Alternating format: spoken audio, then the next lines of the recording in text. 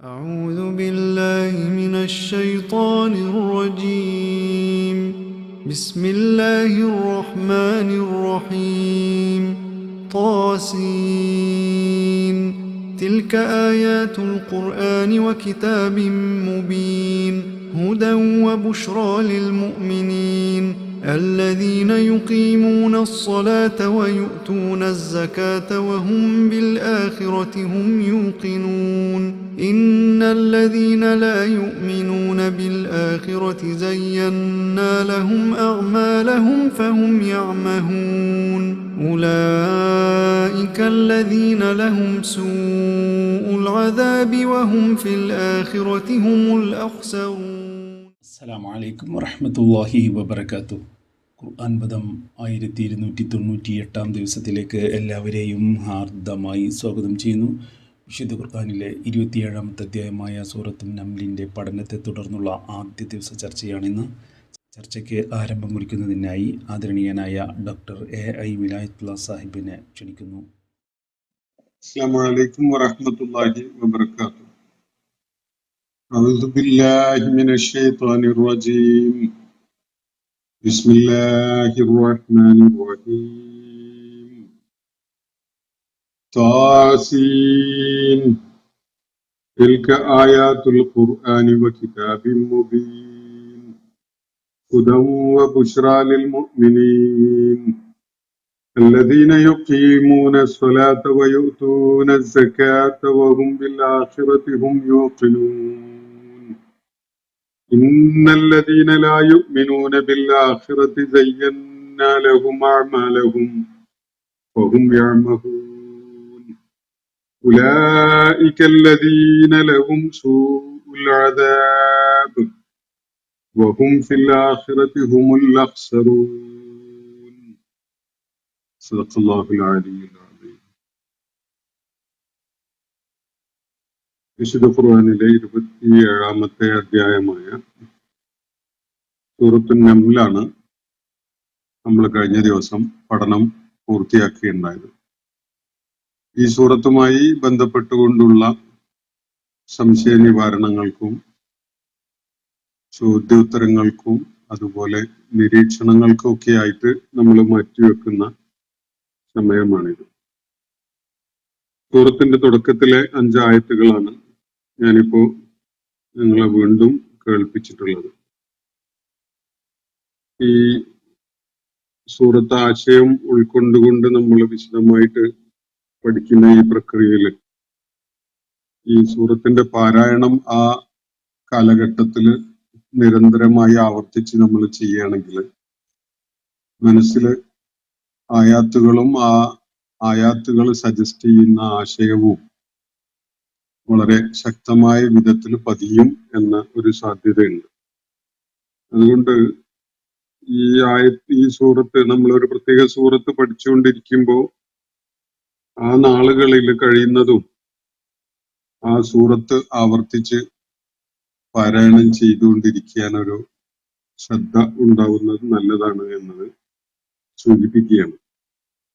മനപ്പാഠം പഠിക്കുന്നത് ഏറ്റവും പുണ്യകരമായ ഒരു കാര്യമാണ് വിശുദ്ധ ഖുർആൻ. അത് സാധിക്കുന്നിടത്തോളം എല്ലാവരും ചെയ്യേണ്ടതാണ്. എനിക്ക് വളരെ പരിമിതമായിട്ട് മാത്രമേ അത് ചെയ്യാൻ സാധിക്കാറുള്ളൂ.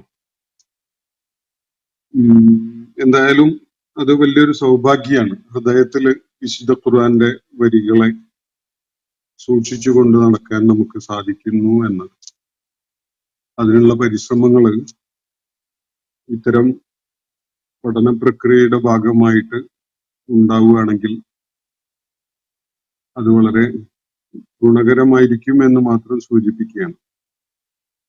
2 ചോദ്യങ്ങളാണ് ഇതിനകം ഇവിടെ വന്നിട്ടുള്ളത്. ഒന്ന് ചിന്മയ ഉന്നയിച്ച ഒരു ചോദ്യമാണ്, മറ്റൊന്ന് നമ്മളുടെ സുഹൃത്ത് ഷിഹാബ് ചെറുവാടി നൽകിയിട്ടുള്ള ഒരു ചോദ്യമാണ്. ഈ 2 ചോദ്യങ്ങളാണ് നിലവിൽ എന്റെ മുന്നിലുള്ളത്. വേറെയും ചോദ്യങ്ങൾ ഈ സൂറത്തുമായി ബന്ധപ്പെട്ടുകൊണ്ട് അല്ലെങ്കിൽ നിരീക്ഷണങ്ങളോ അഭിപ്രായ പ്രകടനമൊക്കെ ഉണ്ടെങ്കിൽ അത് ഈ വേദിയിൽ പങ്കുവെക്കാൻ അവസരം കണ്ടെത്താമെന്നാണ് സൂചിപ്പിക്കുന്നത്. ഞാൻ ഈ ചോദ്യങ്ങളിലേക്ക് കടക്കാം. ഒന്ന് ചിന്മയ ഉന്നയിച്ചിരിക്കുന്ന ഒരു ചോദ്യം വിശുദ്ധ ഖുർആന്റെ പൊതുവായ പശ്ചാത്തലത്തിൽ നിന്നുകൊണ്ടുള്ള ഒരു ചോദ്യമാണ്. ഈ സൂറത്തിന്റെ അവസാനത്തില് ചില പരാമർശങ്ങൾ വരുന്നതുമായിട്ട് അതിന് ബന്ധവുമുണ്ട്. നമ്മൾ ചെയ്യുന്നതെല്ലാം അള്ളാഹു ചെയ്യിപ്പിക്കുന്നതാണ് എന്നും പറയപ്പെടുന്നു. അള്ളാഹുവിന്റെ അനുവാദമില്ലാതെ ഒന്നും ചെയ്യാനും കഴിയുകയില്ല. പിന്നെ ഈ ശിക്ഷ എന്തിനാണ്? പരസ്പര വിരുദ്ധമായ ആശയങ്ങളല്ലേ ഇത് എന്നാണ് അദ്ദേഹം ഉന്നയിച്ചിരിക്കുന്ന ചോദ്യം. പ്രത്യക്ഷത്തിൽ വളരെ പ്രസക്തമായിട്ട് നമുക്ക് അനുഭവപ്പെടാം ഈ ചോദ്യം. നമ്മൾ ഈ വേദിയിൽ തന്നെ പലപ്പോഴും ഈ ആംഗിളിലുള്ള പല സംശയങ്ങളും കൈകാര്യം ചെയ്തിട്ടുള്ളതാണ് നേരത്തെ തന്നെ. ഞാൻ ഈ കാര്യം ഫോക്കസ് ചെയ്തുകൊണ്ട് ഒന്നുകൂടി അത് വ്യക്തമാക്കാമെന്നാണ് ഉദ്ദേശിക്കുന്നത്. നമ്മൾ ചെയ്യുന്ന കാര്യങ്ങളൊക്കെയും തന്നെ അള്ളാഹു ചെയ്യിപ്പിക്കുന്നതാണ് എന്നതാണ് അദ്ദേഹം നടത്തുന്ന ഒരു പ്രസ്താവന ഒന്നാമതായിട്ട്. ഇത് വിശകലനം ചെയ്തുകൊണ്ട് ഉൾക്കൊള്ളേണ്ട ഒരു കാര്യമാണ്. ഒന്ന്, അള്ളാഹുവിന്റെ മശീഅത്തില്ലാതെ, അള്ളാഹുവിന്റെ ഇച്ഛയില്ലാതെ, അള്ളാഹുവിന്റെ ഉദ്ദേശമില്ലാതെ ഒരാൾക്കും ഒന്നും ചെയ്യാൻ കഴിയുകയില്ല എന്നത്. വമാ തശാഊന ഇല്ലാ അയ്യശാ അല്ലാഹ്. ഒരാൾക്കൊന്നും ചെയ്യാൻ പറ്റില്ല എന്ന് മാത്രമല്ല, ഒരാൾക്കൊന്നും ഉദ്ദേശിക്കാൻ പോലും പറ്റൂല എന്നതാണ് ഖുർആൻ വ്യക്താക്കിയിട്ടുള്ള കാര്യം. ചെയ്യുന്നത് അതിന്റെ അടുത്ത പടിയല്ലേ. വമാ തശാഊന ഇല്ലാ അയ്യശാ അല്ലാഹ്. നിങ്ങളൊരു കാര്യം ഉദ്ദേശിക്കുന്നേ ഇല്ല അള്ളാഹു ഉദ്ദേശിച്ചതിന് ശേഷമായിട്ടല്ലാതെ. അപ്പോ നിങ്ങളൊരു കാര്യം ഉദ്ദേശിക്കണമെങ്കിൽ തന്നെ അള്ളാഹുവിന്റെ മശീഅത്ത് അക്കാര്യത്തിൽ ആവശ്യമുണ്ട്. കാരണം അത്രയും കാര്യങ്ങളുടെ മേൽ നിയന്ത്രണമുള്ളവനാണ് അള്ളാഹു. അവന്റെ സൃഷ്ടിജാലങ്ങളിൽ പെട്ട മനുഷ്യര് എന്ത് ഉദ്ദേശിക്കുന്നു, എപ്പോഴുദ്ദേശിക്കുന്നു, എങ്ങനെ ഉദ്ദേശിക്കുന്നു എന്ന കാര്യങ്ങൾ പോലും സമ്പൂർണമായിട്ട് അവന്റെ നിയന്ത്രണത്തിലാണ്. അതുകൊണ്ട് അള്ളാഹു ഉദ്ദേശിക്കാതെ കണ്ട് ഒരാൾക്കും ഒന്നും ഉദ്ദേശിക്കാനോ അത് നടപ്പിലാക്കാനോ ഒന്നും സാധ്യമല്ല. അതൊരു ബേസിക് ആയ ഫാക്റ്റാണ്. ഇനി അള്ളാഹു നമ്മളെ കൊണ്ട് അത് ചെയ്യിക്കുകയാണോ എന്നൊരു ചോദ്യമാണ് വരുന്നത്. ചെയ്യിക്കുകയാണ് എന്ന് പറയാവുന്ന വിധത്തിലുള്ള ഒരുപാട് പ്രതിഭാസങ്ങൾ പ്രപഞ്ചത്തിൽ നമുക്ക് കാണാൻ കഴിയും. സൂര്യന്റെ ഉദയാസ്തമയങ്ങൾ, നക്ഷത്രങ്ങളുടെ പ്രവർത്തനം, പ്രാപഞ്ചിക പ്രതിഭാസങ്ങളുടെ പ്രവർത്തനങ്ങൾ, ഇതൊക്കെ തന്നെയും അള്ളാഹു ഈ സംവിധാനത്തെ കൊണ്ട് ചെയ്യിപ്പിക്കുന്നതാണ്. അള്ളാഹുവിന്റെ സജ്ജീകരണവും അള്ളാഹുവിന്റെ അറേഞ്ച്മെന്റും ഒക്കെയാണ്. എന്നാൽ മനുഷ്യന്റെ കാര്യത്തില് ഇപ്പോ മനുഷ്യന്റെ പല അടിസ്ഥാന ചോദനകളുടെ കാര്യത്തിലും പ്രകൃതിപരമായി തന്നെ അള്ളാഹു സംവിധാനിച്ച വിധത്തിലാണ് ഇത് നടന്നുകൊണ്ടിരിക്കുന്നത്. നമുക്കതിലൊന്നും ഇടപെടാൻ സാധിക്കില്ല. നമ്മുടെ മസ്തിഷ്കത്തിന്റെ പ്രവർത്തനം, ഉദാഹരണത്തിന് നമ്മുടെ രക്തചംക്രമണം എന്ന പ്രക്രിയ, നമ്മുടെ ദഹന വ്യവസ്ഥ എന്ന സംവിധാനം, നമ്മുടെ ജീനുകളുടെ പ്രവർത്തനം, അങ്ങനെ തുടങ്ങിയിട്ട് വളരെ കാര്യങ്ങള് നമുക്കൊരു ഇടപെടലിന് സ്പേസ് ഇല്ലാത്ത വിധത്തിൽ അങ്ങനെ പ്രവർത്തിച്ചുകൊണ്ടിരിക്കുന്നുണ്ട്. അത് അള്ളാഹു ഒരു സംവിധാനം പ്രവർത്തനക്ഷമമാക്കിയത് കൊണ്ട് പ്രവർത്തിച്ചുകൊണ്ടിരിക്കുകയാണ്. അങ്ങനെ പ്രവർത്തിക്കുകയുള്ളൂ. അതിൽ ഇടപെടാൻ നമുക്ക് സ്പേസ് ഇല്ല. അതങ്ങനെയാണ് ഉണ്ടാവുക. അപ്പൊ നഖം വളരുന്നത്, മുടി വളരുന്നത്, കാലങ്ങൾ കഴിയുമ്പോൾ മുടി നരക്കുന്നത്, ഇതൊന്നും ഇപ്പൊ നമ്മുടെ ഇച്ഛ അനുസരിച്ചോ നമ്മുടെ ആവശ്യപ്പെട്ടിട്ടോ ഒന്നുമല്ല.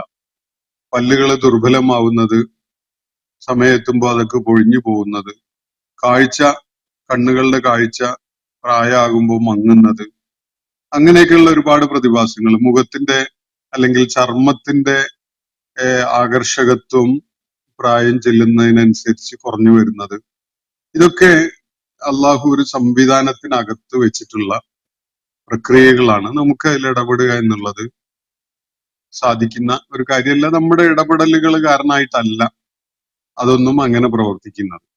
അത് അള്ളാഹുവിന്റെ സംവിധാനമാണ്. എന്നാൽ നമുക്ക് തന്നെ ബോധ്യപ്പെടുന്ന ഒരു കാര്യമുണ്ട്. ഇപ്പൊ നമ്മുടെ മുന്നിൽ ഒരു തീരുമാനം എടുക്കേണ്ട ഒരു വിഷയം വരികയാണ്. ഇടത്തോട്ട് നടക്കണോ വലത്തോട്ട് നടക്കണോ? നമ്മളൊരു ക്രോസ് റോഡിൽ എത്തിക്കഴിഞ്ഞാൽ ഇടത്തോട്ടുള്ള റോഡിലൂടെ പോണോ അതല്ല വലത്തോട്ടുള്ള റോഡിലൂടെ പോണോ എന്നത് നമ്മൾ ആലോചിച്ചിട്ട് നമ്മളൊരു തീരുമാനം എടുക്കും. ചിലപ്പോൾ നമ്മുടെ തീരുമാനം വളരെ ഉചിതമായതും ഏറ്റവും ബുദ്ധിപൂർവകമായതുമായിട്ട് നമ്മൾ കുറച്ച് മുന്നോട്ട് പോയാൽ നമുക്ക് ബോധ്യപ്പെടും. കാരണം നമ്മൾ എത്തേണ്ടിയിരുന്ന ലക്ഷ്യത്തിലെത്താൻ ആ സെലക്ഷൻ ആയിരുന്നു ഏറ്റവും അനുയോജ്യമായിരുന്നത് എന്നത് നമ്മൾ മനസ്സിലാക്കും.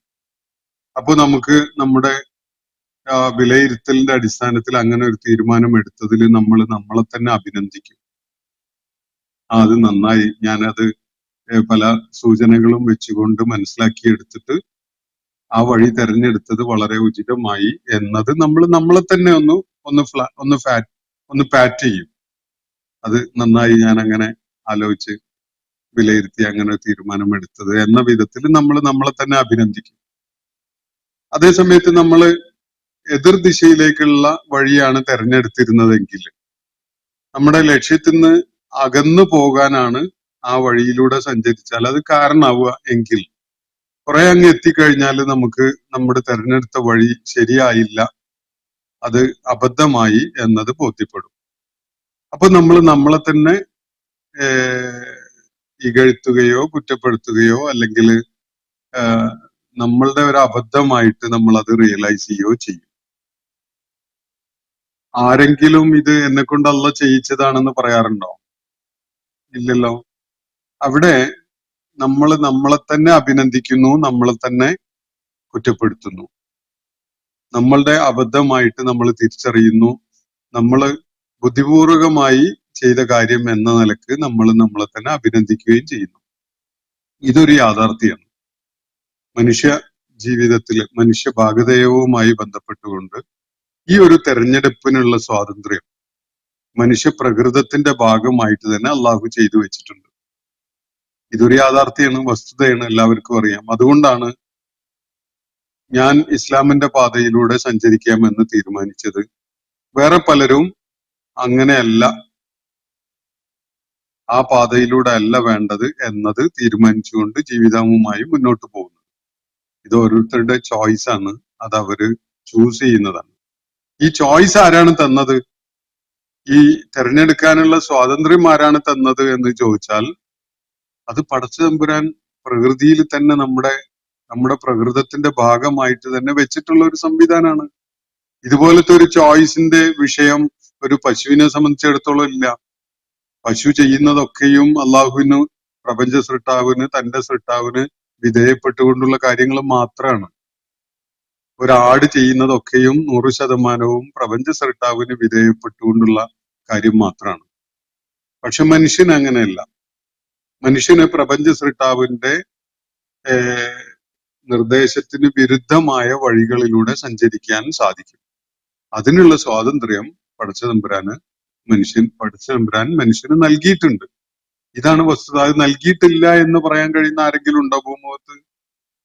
നൽകിയിട്ടുണ്ട് എന്നതുകൊണ്ടാണ്. ഇപ്പോ പ്രസിദ്ധനായ അമേരിക്കൻ കവി റോബർട്ട് ഫ്രോസ്റ്റിന്റെ ഒരു കവിതയുണ്ട്, ദ റോഡ് നോട്ട് ടേക്കൺ എന്ന് പറഞ്ഞു. പഴയകാലത്ത് സ്കൂളുകളിലൊക്കെ പാഠപുസ്തകങ്ങളിൽ ഉൾപ്പെടുത്താറുണ്ടായിരുന്ന ഒരു കവിതയാണ് ദ റോഡ് നോട്ട് ടേക്കൺ. തിരഞ്ഞെടുക്കാതെ പോയ വഴി അല്ലെങ്കിൽ എന്ന് വേണമെങ്കിൽ. ജീവിതത്തിന്റെ ഒരു പ്രത്യേക ഘട്ടത്തില് വഴി പിരിയുകയാണ്, രണ്ട് ദിശകളിലേക്കായിട്ട് വഴി പിരിഞ്ഞു പോകുന്നത്. അങ്ങനെയുള്ള ഒരു ക്രോസ് റോഡിൽ എത്തുമ്പോ ഏതെങ്കിലും ഒരു റോഡ് തെരഞ്ഞെടുക്കേണ്ടി വരുമല്ലോ. അപ്പോ റോബർട്ട് ഫ്രോസ്റ്റിനെ സംബന്ധിച്ചിടത്തോളം ഒരു അധ്യാപകനാകണോ അതല്ല ഒരു കവിയായിട്ട് ജീവിക്കണോ എന്നതാണ് അദ്ദേഹത്തിന്റെ മുന്നിൽ ഉയർന്നു വന്ന ചോദ്യം. അദ്ദേഹം തെരഞ്ഞെടുത്തത് അങ്ങനെയൊന്നും ആളുകള് പതിവായി നടന്നിട്ടില്ലാത്തൊരു വഴിയാണ്. അധ്യാപകനാവുക എന്നത് ഒട്ടുമിക്ക ആളുകൾക്കും സാധിക്കുന്ന ഒരു കാര്യമാണ്.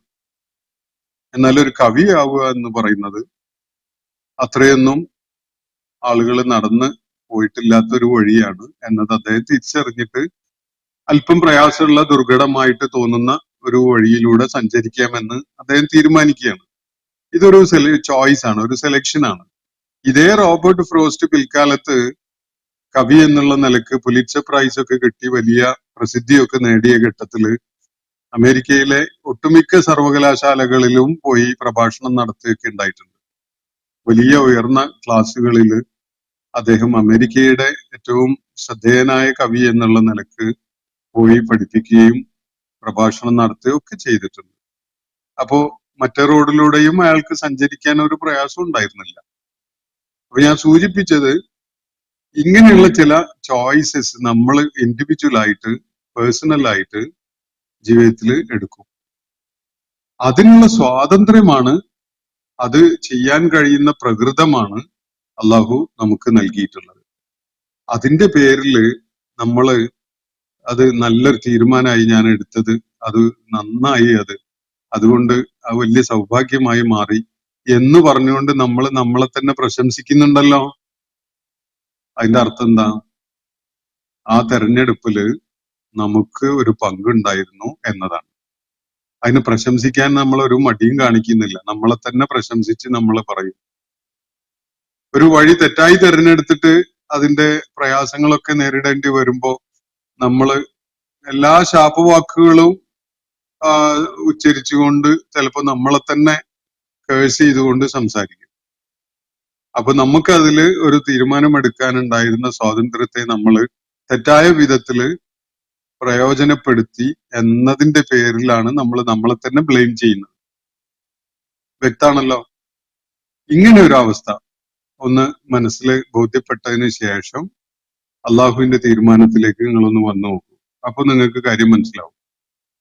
മനുഷ്യന് തെരഞ്ഞെടുക്കാനുള്ള സ്വാതന്ത്ര്യം അള്ളാഹു നൽകി എന്നതിന്റെ അർത്ഥം അവൻ എന്ത് തെരഞ്ഞെടുക്കും എന്നത് അള്ളാഹുവിന് അറിയില്ല എന്നല്ല. അവൻ ദൈവമാണ് എന്നതുകൊണ്ട് തന്നെ സകലതും അറിയണം. ആ അറിവ് അവന്റെ ദിവ്യത്വത്തിന്റെ ഭാഗമാണ്. ആ അറിവിന് വിരുദ്ധമായിട്ട് നമ്മളൊന്നും ചെയ്യൂല. നമുക്ക് എത്ര സ്വാതന്ത്ര്യം ഉണ്ടെങ്കിൽ പോലും നമ്മള് അള്ളാഹുവിന്റെ അറിവിൽ പെട്ടത് മാത്രമേ നമ്മൾ ചെയ്യുള്ളൂ. മറിച്ച് ചെയ്യാൻ ഒരു സാധ്യതയും അതിനുള്ള എല്ലാ പോസിബിലിറ്റി കഴിവൊക്കെ ഉണ്ടാവും. പക്ഷെ നമ്മൾ ചെയ്യൂല. അത് അള്ളാഹുവിന് നേരത്തെ അറിയാവുന്ന ഒരു കാര്യമാണ് എന്നതാണ്. അതിൽ നമ്മൾ നമ്മളെ തന്നെ പ്രശംസിക്കുന്നുവെങ്കിൽ നമുക്കതിൽ പങ്കുണ്ട്. നമ്മൾ നമ്മളെ തന്നെ കുറ്റപ്പെടുത്തുന്നുവെങ്കിൽ നമുക്കതിന് പങ്കുണ്ട്. ഈ പ്രശംസിക്കപ്പെടുന്നതിനും കുറ്റപ്പെടുത്തപ്പെടുന്നതിനുമുള്ള നമ്മളുടെ പങ്കിനനുസരിച്ചാണല്ലോ നമ്മൾ ആളുകൾക്ക് പല പ്രതിഫലവും അതുപോലെ പ്രശംസയും പ്രശംസാ പത്രവും അവാർഡും റിവാർഡും പ്രൈസും ഒക്കെ നൽകുന്നത്. അങ്ങനെയല്ലേ നമ്മുടെ ലോകത്ത് എന്തെല്ലാം പ്രൈസസും അനുമോദന ചടങ്ങുകള്, ഹാരാർപ്പണം, അങ്ങനെയുള്ള സംഗതികളൊക്കെ നിരന്തരം അരങ്ങേറുന്നുണ്ട്. ഇത് ഓരോരുത്തരും സ്വമേധയാ നടത്തിയ ചോയ്സിനുള്ള ഒരു അംഗീകാരമായിട്ടോ അല്ലെങ്കിൽ അതിന്റെ പേരിലുള്ള അധിക്ഷേപമായിട്ടോ ഒക്കെയാണ് ഇത് സംഭവിക്കുന്നത്. അപ്പൊ അതിൽ വ്യക്തികൾക്ക് തീർച്ചയായിട്ടും പങ്കുണ്ട് എന്നതാണ് അത് കാണിക്കുന്നത്. ഈ ഒരു സ്പേസിന് ആണ് അള്ളാഹു റിവാർഡ് വെച്ചിരിക്കുന്നത്. ശരിയായത് തെരഞ്ഞെടുത്ത് ശരിയായ ഫലം നേടുമ്പോ അതിന് പ്രതിഫലമുണ്ട്. തെറ്റായത് തെരഞ്ഞെടുത്ത് അതിന്റെ ദുരന്തം ഏറ്റുവാങ്ങേണ്ടി വരുന്ന ഒരു അവസ്ഥയുണ്ടാകുമ്പോ അതൊരു ശിക്ഷയായിട്ട് മാറും. ഇത് സ്വാഭാവികതയാണ്. ഇത് പക്ഷേ പടച്ചതമ്പുരാന് നേരത്തെ അറിയാം എന്നത് പടച്ചതമ്പുരാനും ഞാനും നിങ്ങളും തമ്മിലുള്ള ഒരു വ്യത്യാസം കാണിക്കലാണ്. ഇല്ലെങ്കിൽ എന്ത് വ്യത്യാസമാണുള്ളത്? ഞാനും നിങ്ങളും ഒക്കെ പോലെ തന്നെയാണ് പടച്ചവനെങ്കിൽ അതിലെന്ത് പ്രത്യേകതയാണ് പിന്നെ അവശേഷിക്കുന്നത്? അള്ളാഹുവിന് നേരത്തെ തന്നെ ഇത് അറിയാൻ സാധിക്കും. ഇതിന്റെ പൂർണ്ണമായിട്ടും ഇതിനോട് യോജിക്കുന്ന ഒരു കാര്യമല്ലെങ്കിൽ പോലും ഞാൻ ഇത് ഏകദേശം നിങ്ങൾക്ക് മനസ്സിലാകാൻ ഉപകരിക്കുന്ന ഒരു ചിത്രം നിങ്ങൾക്ക് വിവരിച്ചു തരാം. ഒരു പ്രാഥമിക വിദ്യാഭ്യാസ സ്ഥാപനത്തില്, ഒരു പ്രൈമറി സ്കൂളില് ഒരു അധ്യാപകനോ അധ്യാപികയോ കുട്ടികൾക്ക് ഇങ്ങനെ ഒരു ടെസ്റ്റ് ഒക്കെ കൊടുക്കുമ്പോൾ അവരെ മൂല്യനിർണ്ണയം ചെയ്യുന്നതിന് വേണ്ടിയുള്ള ഒരു പ്രക്രിയക്ക് വിധേയമാക്കുമ്പോൾ അധ്യാപിക അല്ലെങ്കിൽ അധ്യാപകൻ നല്ല കഴിവുള്ള വിദ്യാർത്ഥികളെ സസൂക്ഷ്മം നിരീക്ഷിക്കുകയും ഉൾക്കൊള്ളുകയും ഒക്കെ ചെയ്യുന്ന ആളാണെങ്കിൽ ടെസ്റ്റിന്റെ ഒന്നും ആവശ്യം ഉണ്ടാവില്ല. ടെസ്റ്റ് ഇല്ലാതെ തന്നെ ഓരോരുത്തർക്കും എത്ര മാർക്കിനുള്ള അർഹത ഉണ്ട് എന്നുള്ളത് അധ്യാപികക്ക് അറിയാം, അല്ലെങ്കിൽ അധ്യാപകന് അറിയാം. പക്ഷെ ടെസ്റ്റ് നടത്തും. എന്നിട്ട് ആ ചോദ്യങ്ങൾക്ക് നൽകപ്പെട്ട ഉത്തരത്തിന്റെ അടിസ്ഥാനത്തിൽ മാർക്ക് ഇടും. അത് എന്തിനു വേണ്ടിയാണ്? അധ്യാപികക്ക് വേണമെങ്കിൽ ഒരു ടെസ്റ്റും ഇല്ലാതെ ആ കുട്ടിക്ക് ഇത്ര മാർക്ക് ഔട്ട് ഓഫ് 100 എന്ന് പറഞ്ഞ് കൊടുക്കാൻ കഴിയും. കാരണം ആ അധ്യാപകൻ അല്ലെ അധ്യാപിക ആ കുട്ടിയെ അത്രയും സൂക്ഷ്മമായിട്ട് വിലയിരുത്തിയിട്ടുണ്ടാകും നേരത്തെ തന്നെ. അപ്പൊ ഇത് നേരത്തെ അധ്യാപികക്ക് അറിയാം എന്ന നിലക്ക് മാർക്ക് ഇട്ട് കൊടുത്താൽ നിങ്ങൾ അംഗീകരിക്കും? സമൂഹം അംഗീകരിക്കുമോ? കുട്ടിയുടെ രക്ഷാകർത്താക്കൾ അംഗീകരിക്കുമോ? ഇല്ലല്ലോ. അപ്പൊ അതിനു വേണ്ടി ഒരു ചോദ്യ പേപ്പർ തയ്യാറാക്കി അത് കൊടുത്ത് അതിന് കുട്ടി നൽകിയ ഫീഡ്ബാക്കിനെ വിലയിരുത്തിക്കൊണ്ട് മാർക്ക് ഇട്ട് തീരുമാനിക്കുകയാണ്. അങ്ങനെ തീരുമാനിക്കുന്നതിന്റെ അർത്ഥം അത് അധ്യാപകൻ നിർബന്ധിച്ച് അങ്ങനെ ചെയ്യിച്ചതാണെന്നാണോ? അതോ കുട്ടി അവന്റെ എല്ലാ സാധ്യതകളും വെച്ചിട്ട് എഴുതി പിടിപ്പിച്ചതാണെന്നാണോ മനസ്സിലാക്കേണ്ടത്? അധ്യാപകൻ നിർബന്ധിച്ചിട്ടല്ല അങ്ങനെ കുട്ടി ഉത്തരം എഴുതിയിട്ടുള്ളത്. പക്ഷെ അങ്ങനെ കുട്ടി എഴുതുള്ളൂ എന്നുള്ളത് നേരത്തെ തന്നെ അധ്യാപകൻ അറിയാം. അപ്പൊ ഇത് നമ്മളെ ബോധ്യപ്പെടുത്തുന്നതിന് വേണ്ടിയുള്ള ഒരു സംവിധാനമാണ് ഈ പരീക്ഷണം എന്ന് പറയുന്നത്. അള്ളാഹ്ക്ക് ഇതൊക്കെ നേരത്തെ അറിയാം. നേരത്തെ അറിയുന്നത് അവൻ അള്ളാഹു ആയതുകൊണ്ടാണ്, അവൻ റബ്ബുൽ ആലമീൻ ആയതുകൊണ്ടാണ്, അലീമും ബിദാത്തി സുദൂർ ഒക്കെ ആയതുകൊണ്ടാണ്. അവന് അത് അറിയാം എന്നത് അവന്റെ ദിവ്യത്വത്തിന്റെ ഭാഗമാണ്. പക്ഷെ അറിയാം എന്നതിന്റെ അടിസ്ഥാനത്തിൽ പരീക്ഷണത്തിനൊന്നും ആരെയും വിധേയമാക്കാതെ ഓരോരുത്തർക്കും അങ്ങ് മാർക്ക് ഇട്ട് കൊടുത്തുകൊണ്ട് കുറെ പേര് നരകത്തിലേക്കും കുറെ പേര് സ്വർഗത്തിലേക്കും അങ്ങ് പറഞ്ഞയച്ചു എങ്കിൽ ഈ സ്വർഗത്തിലും നരകത്തിലും പോകുന്ന ആളുകൾ അത് അംഗീകരിക്കുമോ? അവർക്കത് ബോധ്യപ്പെടുമോ? ഇല്ലല്ലോ. അപ്പോ ആ പ്രക്രിയയിലൂടെ കടത്തി വിട്ടിട്ട് ഓരോരുത്തരും ജയിച്ചു തോറ്റു എന്ന വിധത്തിലാകുമ്പോഴാണ് ആ കാര്യം നടപ്പിലാവുക. പക്ഷെ അത് ടെസ്റ്റ് ഒന്നും ഇല്ലാതെ തന്നെ അള്ളാഹുവിന് നേരത്തെ അറിയും. കാരണം അവൻ എല്ലാം അറിയുന്നവനാണ്, അറിയേണ്ടവനാണ്.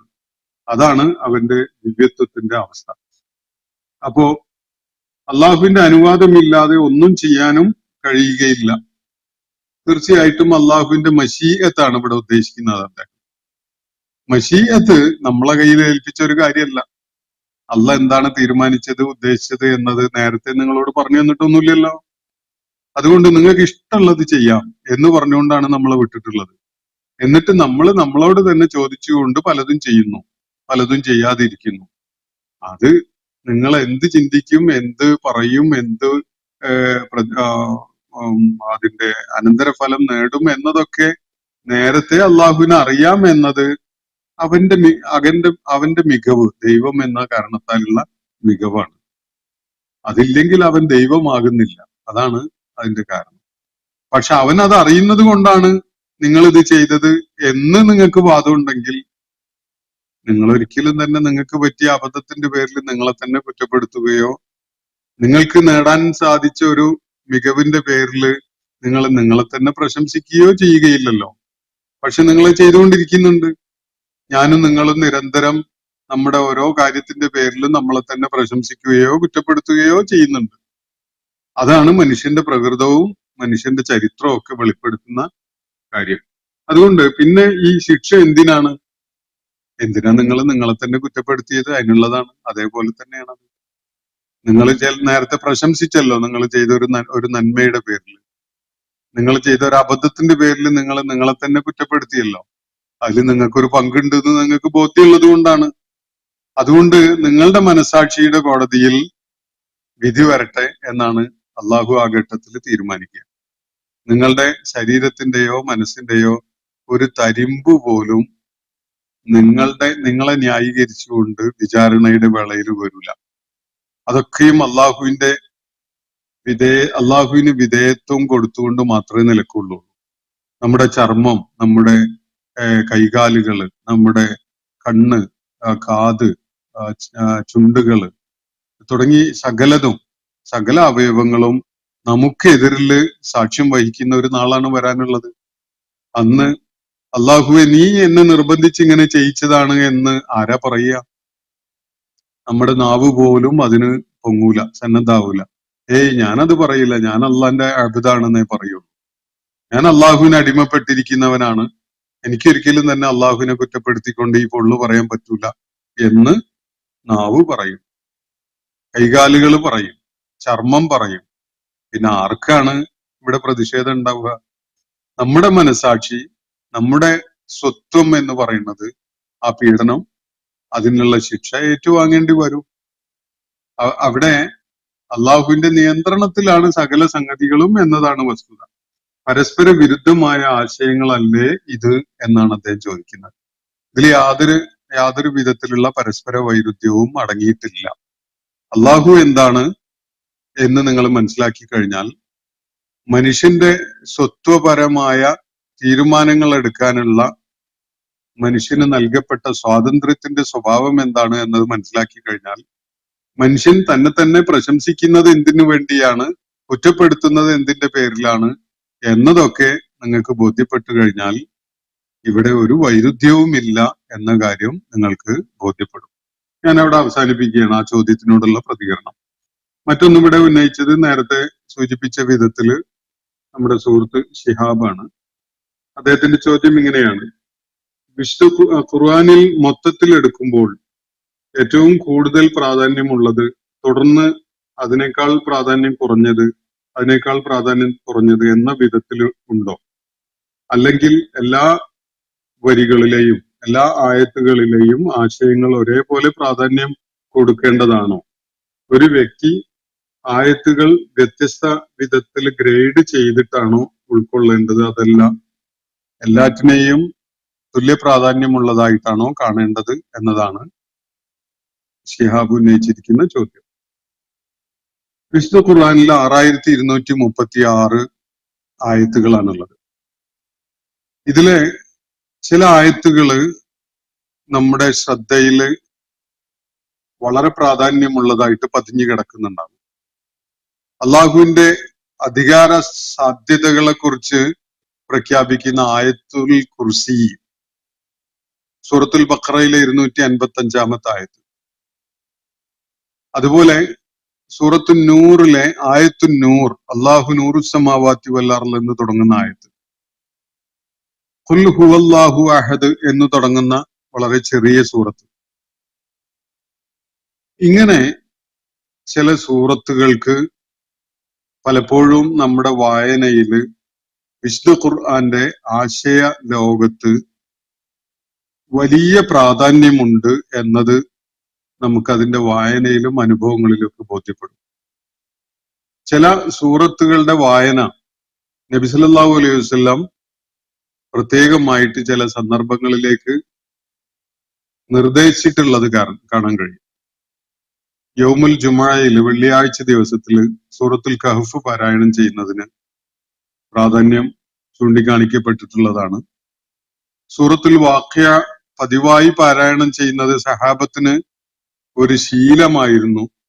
ഒരിക്കല് പ്രഗത്ഭനായ ഒരു സഹാബി അദ്ദേഹത്തിന്റെ ജീവിതാന്ത്യത്തോട് അടുത്ത ഘട്ടത്തില് ദാരിദ്ര്യത്തിന്റെ അതികഠിനമായ അവസ്ഥകളിലൂടെ കടന്നു പോകുമ്പോ അന്നത്തെ ഭരണാധികാരി, ഒരു ഖലീഫ, അദ്ദേഹത്തെ സമീപിച്ചുകൊണ്ട് അദ്ദേഹത്തിന് എന്തെങ്കിലും ആഗ്രഹങ്ങൾ ബാക്കിയുണ്ടോ നിറവേറ്റപ്പെടാനായിട്ട്, കുടുംബത്തിന്റെ കാര്യത്തിന് നിങ്ങൾ വല്ലതും ചെയ്തിട്ടുണ്ടോ, പെൺമക്കളുടെ കാര്യത്തിൽ വല്ല സംവിധാനങ്ങളോ ഒരുക്കിയിട്ടുണ്ടോ എന്നൊക്കെയുള്ള വിധത്തിലെ ചോദ്യങ്ങൾ ഉന്നയിച്ചപ്പോ അദ്ദേഹം പറഞ്ഞത്, എന്റെ പെൺമക്കളുടെ കാര്യത്തിൽ ഞാൻ ദാരിദ്ര്യത്തെ ഭയപ്പെടുന്നേ ഇല്ല, ഞാൻ അവർക്ക് സൂറത്തുൽ വാഖിയ പഠിപ്പിച്ചിട്ടുണ്ട്, അവരത് പതിവായി പാരായണം ചെയ്യുന്നുമുണ്ട് എന്നാണ്. അപ്പോ ഈ വിധത്തില് സൂറത്തുൽ വാഖിയ പാരായണം ചെയ്യുന്നത്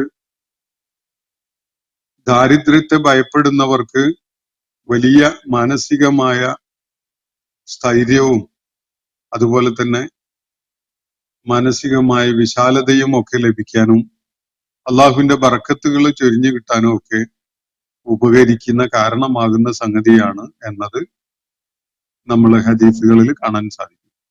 സൂറത്ത് യാസീൻ മരണാസന്നരായ ആളുകളെ സംബന്ധിച്ചിടത്തോളം അവരിൽ വലിയ തഖ്വ ഉളവാക്കുന്ന, അവരിൽ ദൈവഭക്തി വളരെ ശക്തിപ്പെടുത്തുന്ന ഒരു സംഗതിയാണ് എന്ന നിലക്ക് മരണമാസന്നമായ ആളുകൾക്ക് അത് കേൾപ്പിക്കുക എന്നത് പ്രാധാന്യമുള്ള ഒരു കാര്യമായിട്ട് നബി സല്ലല്ലാഹു അലൈഹി വസല്ലം പഠിപ്പിച്ചത് കാണാൻ സാധിക്കും. ഇങ്ങനെയൊക്കെയുള്ള ആയത്തുകള്, സൂറത്തുകള് ഒക്കെ പ്രാധാന്യമുള്ളതായിട്ട് നമ്മൾ വിലയിരുത്തുകയും കാണുകയും ചെയ്യാറുണ്ട്. എന്നാൽ വിശുദ്ധ ഖുർആനിലെ ഏതായത്താണ് പ്രാധാന്യം കൂടിയത്, ഏതാണ് ആയത്താണ് പ്രാധാന്യം കുറഞ്ഞത് എന്ന നിലക്കുള്ള ഒരു ഗ്രേഡിംഗ് ഖുർആനിലോ സുന്നത്തിലോ കാണാൻ സാധ്യമല്ല. 6236 ആയത്തുകളില് എല്ലാം തന്നെ ഒരുമിച്ച് ചേരുമ്പോഴാണ് അതിന്റെ സമഗ്രമായ ഒരു ധർമ്മം നിർവഹിക്കപ്പെടുന്നത്. അത് ഒന്നൊന്നിനോട് ചേർത്ത് വെച്ചുകൊണ്ട് മാത്രമേ നമുക്ക് അതിനെ സ്വീകരിക്കാനും ഉൾക്കൊള്ളാനും സാധിക്കുകയുള്ളൂ. ഒരു വലിയ എഡിഫീസാണ്, ഒരു വലിയ നിർമ്മിതിയാണ് വിശുദ്ധ ഖുർആൻ എന്ന നിലക്ക് കാണുകയാണെങ്കിൽ അതിലെ ഓരോ കട്ടകളും ബിൽഡിംഗ് ബ്ലോക്കും ഓരോ ഇഷ്ടികയും പ്രാധാന്യമുള്ളതാണ്. ഏത് ഇഷ്ടികയാണ് കൂടുതൽ പ്രാധാന്യമുള്ളത് എന്ന് ചോദിക്കുന്നതിന് വിശേഷിച്ച് അർത്ഥമൊന്നുമില്ല. അതിന് ഏത് ഇഷ്ടിക ഇളക്കി കളഞ്ഞാലും ആ കെട്ടിടത്തിന് അത് ദൗർബല്യം ഉണ്ടാക്കും. മാത്രമല്ല ഖുർആനിൽ ഒരായത്ത് പോലും അള്ളാഹു അനാവശ്യമായത് ചേർത്തതായിട്ട് കാണാൻ കഴിയില്ല. ഖുർആന്റെ കമ്പ്യൂട്ടേഷണൽ ആയ ഒരു ഇന്റർലോക്കിംഗ് ഉണ്ട് ഖുർആൻ. ആയാത്തുകളെ പരസ്പരം കോർത്ത് ഇണക്കി വെച്ചുകൊണ്ട് ഒരു കൃത്യത വരുത്തലുണ്ട്. ഓരോ ആയത്തിലും ഉപയോഗപ്പെടുത്തപ്പെട്ടിട്ടുള്ള അക്ഷരങ്ങള് അല്ലെങ്കിൽ ശബ്ദങ്ങള് അതൊക്കെ ഒരു കൃത്യമായ എണ്ണത്തിന്റെ അടിസ്ഥാനത്തിലാണ്. ഖാഫ് എന്ന അക്ഷരം കൃത്യമായിട്ട് എത്ര എണ്ണം എന്നത് ഒരു കമ്പ്യൂട്ടറിന്റെ സഹായത്തോടു കൂടി നമ്മൾ മനസ്സിലാക്കിയാൽ അത് ഒരു അത്ഭുതം ഉളവാക്കുന്ന ഒരെണ്ണമായിരിക്കും. അതിന്ന് ഒരെണ്ണം നമ്മൾ നഷ്ടപ്പെടുത്തിയാൽ പിന്നെ ആ സിസ്റ്റം വർക്ക് ചെയ്യാതാവും. ഇതേപോലെ ഓരോ അക്ഷരത്തിനും വിശുദ്ധ ഖുർആനിലെ മുഖത്താത്ത് നിങ്ങൾ ശ്രദ്ധിച്ചിട്ടുണ്ടാവും. അലിഫ് ലാം മീം, അതുപോലെ ഇന്ന് നമ്മൾ തുടക്കം ഓതി വെച്ചിട്ടുള്ള താ സീൻ പോലെയുള്ള അക്ഷരങ്ങൾ സൂറത്തുകളുടെ തുടക്കത്തിലുള്ള വിശേഷിച്ച് എന്തർത്ഥമാണ് അതുകൊണ്ടുള്ളത് എന്നത് നമുക്ക് പറയാൻ കഴിയാത്ത ഈ മുഖത്താഴത്തായിട്ടുള്ള അക്ഷരങ്ങൾ, ഈ അക്ഷരങ്ങൾ കൂടി ചേരുമ്പോൾ മാത്രമാണ് ഖുർആനില് ഈ അക്ഷരങ്ങളുടെ എണ്ണം ഈ കമ്പ്യൂട്ടേഷണൽ ആയ ഒരു വിസ്മയമായി മാറുന്നത്. നമ്മൾ ഈ താസീനില് താ അങ്ങ് വലിച്ചെറിഞ്ഞിട്ട് ഖുർആൻ വായിച്ചാൽ താഇന്റെ ഒരു മൾട്ടിപ്പിൾ ആണ് വിശുദ്ധ ഖുർആനിൽ ഉപയോഗിച്ചിട്ടുണ്ടായിരുന്നത്. അത് ഈ താ ഒഴിവാക്കി കഴിഞ്ഞാൽ ആ മൾട്ടിപ്പിൾ നിലനിൽക്കൂല. ഇപ്പൊ ഇത്ര എണ്ണം കൃത്യമായിട്ട് പറയാൻ ഞാൻ പരിശോധിച്ചിട്ടില്ല, അതുകൊണ്ടാണ്. ഓരോ അക്ഷരവും അതിന്റെ വിശുദ്ധ ഖുർആനിൽ വിനിയോഗിക്കപ്പെട്ടിരിക്കുന്നത് ഒരു മൾട്ടിപ്പിൾ ആയിട്ടാണ്. 9 ഇത്ര തവണ ആവർത്തിച്ചു വരും, അല്ലെങ്കിൽ ഓരോ അക്ഷരം 99 തവണ ആവർത്തിച്ചു വരുന്നോ, അല്ലെങ്കിൽ അതിനൊരു കണക്ക്, ഒരു ഗണിതമുണ്ട്. അത് കമ്പ്യൂട്ടറിന്റെ അടിസ്ഥാനത്തിൽ പഠന വിധേയമാക്കപ്പെട്ടതും അതിന്റെ വെളിപ്പെടുത്തലുകൾ പലതും ആധുനിക ലോകത്ത് ലഭ്യമായതുമാണ്. അതൊക്കെ സ്റ്റോർ ചെയ്ത് വെക്കാൻ എനിക്ക് കഴിയാറില്ല, ഞാൻ അതിൽ താല്പര്യം എടുക്കാറുമില്ല. അതുകൊണ്ടാണ് ഞാൻ അതിന് ഉദാഹരണങ്ങൾ പറയാൻ മടിക്കുന്നത്. പക്ഷെ കൃത്യതയുള്ള എണ്ണം ഓരോ അക്ഷരത്തിനും ഉണ്ട്. അപ്പൊ ഇതിലെ ഒന്നും അടർത്തി മാറ്റാൻ പറ്റുന്നതല്ല, അത് ഒക്കെയും തന്നെ പ്രാധാന്യമുള്ളതാണ് താനും. എന്നാൽ ചില ആയത്തുകളുടെയും സൂറത്തുകളുടെയും കാര്യത്തില് ചില സന്ദർഭങ്ങളും ചില ആവശ്യങ്ങളും ഒക്കെയായി ബന്ധപ്പെട്ടുകൊണ്ട് പ്രാധാന്യമുള്ളതാണ് എന്നത് നബി സല്ലല്ലാഹു അലൈഹി വസല്ലം പഠിപ്പിച്ചിട്ടുള്ളത് കൂടിയാണ്. അതേപോലെ തന്നെ ഓരോ വായനക്കാരനും ചില ആയത്തുകൾ മനസ്സിലങ്ങ് കൊണ്ട് കയറി ചെല്ലും. ഉദാഹരണത്തിന് ചില തെറ്റുകളൊക്കെ ചെയ്തു പോയിട്ടുണ്ടാവാൻ ഇടയുള്ള ആളുകളെ സംബന്ധിച്ചിടത്തോളം അവര് വിശുദ്ധ ഖുർആനിൽ ഒരു ആയത്ത്, ലാ തഖ്നതു മിർ റഹ്മത്തില്ലാഹ് ഇന്നല്ലാഹ യഗ്ഫിറു ദുനൂബ ജമീഅ, അള്ളാഹുവിന്റെ കാരുണ്യത്തിൽ നിങ്ങൾ നിരാശപ്പെടരുത്, അള്ളാഹു എല്ലാ പാപങ്ങളും പുറത്തു കൊടുക്കുന്നവനാണ് എന്നൊരായത്ത് കാണുമ്പോൾ അയാളുടെ മനസ്സിൽ ഒരു പക്ഷേ ഏറ്റവും പ്രാധാന്യമുള്ള ആയത്ത് അതാണ് എന്നാണ് ബോധ്യപ്പെടുക. പ്രാർത്ഥനകൾക്ക് വലിയ പ്രാധാന്യമൊന്നും കൊടുക്കാത്ത ഒരാള് നമ്മൾ പിന്നിട്ട സൂറത്തുകളിൽ ഒന്നിന്റെ അവസാനത്തിൽ പഠിച്ച മാ യഅബഉ ബികും റബ്ബി ലൗലാ ദുആഉകും എന്ന് പറയുന്നൊരു ആയത്തുണ്ട്. അതിന്റെ അവസാനത്തിൽ വരുന്നതാണ്, ഒരു സൂറത്തിന്റെ അവസാനത്തിൽ. നിങ്ങളുടെ പ്രാർത്ഥനകൾ ഉണ്ടായിരുന്നില്ലെങ്കിൽ ഒരു പരിഗണനയും അള്ളാഹു നിങ്ങൾക്ക് നൽകുമായിരുന്നില്ല എന്നാണ് ആ ആയത്ത് പറയുന്ന കാര്യം. അപ്പോ പ്രാർത്ഥനകളുടെ പ്രാധാന്യം ഒരു ഞെട്ടലോടെ ഉൾക്കൊള്ളുന്ന ഒരു കാര്യമായിരിക്കും ആ വ്യക്തിയെ സംബന്ധിച്ചിടത്തോളം ആ ആയത്ത് അയാൾ അത് വളരെ പ്രാധാന്യമുള്ള ആയത്തായിട്ട് നോട്ട് ചെയ്യുകയും മനഃപ്പാഠം പഠിക്കുകയും ആവർത്തിച്ച് ഓർത്തെടുക്കുകയും ഒക്കെ ചെയ്യും. ഇങ്ങനെ നമുക്ക് വ്യക്തിഗതമായ വിധത്തിൽ പ്രാധാന്യം തോന്നുന്ന ധാരാളം ആയത്തുകൾ ഖുർആനിലുണ്ട്.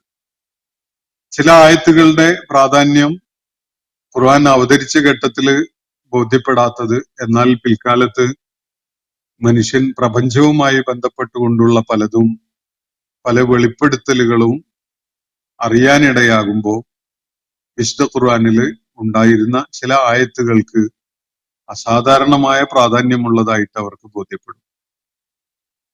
ഇത് വ്യക്തിഗതമായിട്ടുള്ള അനുഭവങ്ങൾ മാത്രമാണ്. അതേസമയത്ത് ഖുർആൻ അതിന്റെ 6236 ആയത്തുകളും അതിന്റെ ഭാഗമാണ്. അതൊക്കെയും പ്രാധാന്യമുള്ളതാണ്. അതെല്ലാം ചേരുമ്പോഴാണ് ജിന്നുകൾ സൂചിപ്പിച്ച പോലെ ഇന്നാ സമീഅനാ ഖുർആനൻ അജബ, അത്യത്ഭുതകരമായ ഒരു പാരായണം ഞങ്ങൾ കേൾക്കുകയുണ്ടായി എന്ന് ജിന്നുകൾ പരാമർശിച്ച ഒരു കാര്യം ഖുർആൻ ഉദ്ധരിക്കുന്നുണ്ട്. ആ ഒരു അനുഭവമായി മാറുന്നത് അതിന്റെ സാകല്യത്തിലാണ്. ഇന്നത്തെ സെഷൻ ഞാനിവിടെ അവസാനിപ്പിക്കുകയാണ്. വാഖിർ ദഅ്വാന അനിൽ ഹംദുലില്ലാഹി റബ്ബിൽ ആലമീൻ. അസ്സലാമു അലൈക്കും വറഹ്മത്തുള്ളാഹി വബറകാതുഹു. ഇന്നത്തെ ഖുർആൻ പദം ഇവിടെ സമാപിക്കുന്നു. ഖുർആൻ പഠനത്തിൽ പങ്കെടുത്ത എല്ലാവർക്കും അല്ലാഹു അർഹമായ പ്രതിഫലം നൽകി അനുഗ്രഹിക്കട്ടെ. വആഖിർ ദഅ്വാന അനിൽ ഹംദുലില്ലാഹി റബ്ബിൽ ആലമീൻ. അസ്സലാമു അലൈക്കും വറഹ്മത്തുള്ളാഹി വബറകാതുഹു.